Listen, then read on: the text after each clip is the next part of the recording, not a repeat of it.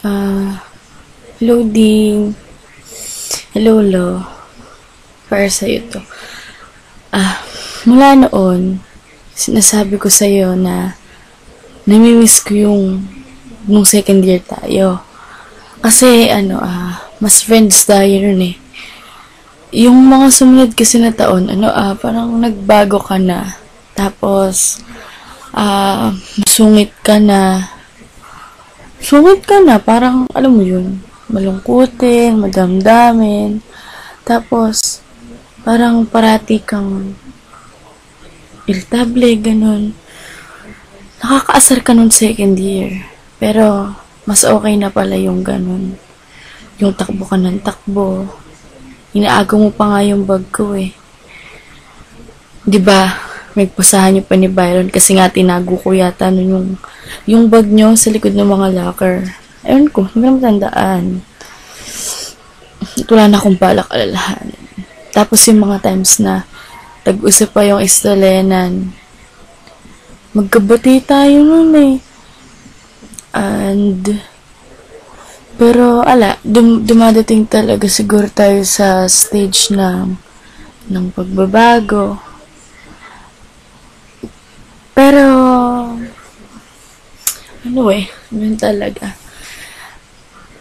Basta sana sa college life mo, makahanap ka ng kaibigan na andun lahat ng qualities na hinahanap mo sa isang friend.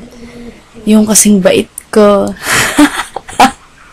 Bait naman talaga ako eh. Pero hindi ko kasing sungit. Kasi, yun. Pero totoo naman, di ba sabi mo mabait ako? Ikaw kaya nagsabi sa akin eh. Baka naman nakalimutan mo na. Kaso lang. Sabi mo mabait ako, kaso lang. Kaso mo nga, tsaka madari minsan. Hindi naman. Yun, kasing bait ko. Ganun lang. Ganun na lang. At sana parati ka, saan ka man magpunta, lakasan mo lang yung loob mo. Pero yung balance naman.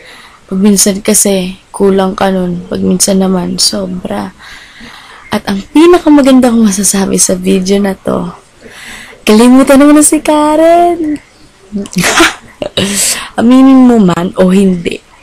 Kaya ka nagganda gago-gago. Isa yun sa dahilan eh. Pasintabi sa ibang makakapanood sa words. Yun kasi katotohanan. Sa totoo lang, madaming pang babae. Sabi mo nga, di ba, hot ka. Huwag mo lang kasing madaliin. At sana, maalala mo pa rin ako kahit minsan lang, lagi mong tatandaan, proud ako sa'yo. Kahit na nakakainis ka, nakakaasar, kahit na madaming times na gusto na kitang sabunutan kasi nakakabwisit ka, may miss pa rin kita. At isa ka sa pinakamahalagang tao na nakilala ko sa buhay ko, buong high school. Totoo to, nito ko lang na-realize. At, ano pa ba? Sana maging masaya ka lagi. Lagi. Please. At bago ka magmahal ng iba, sana mahalin mo muna yung sarili mo ng buo bago iba. At ang pinakamaganda kong masasabi dito, talikuran mo na lahat. Huwag lang yung Diyos. Kasi, pag minsan kasi iniisip mo na hindi ka importante, alam mo yun, na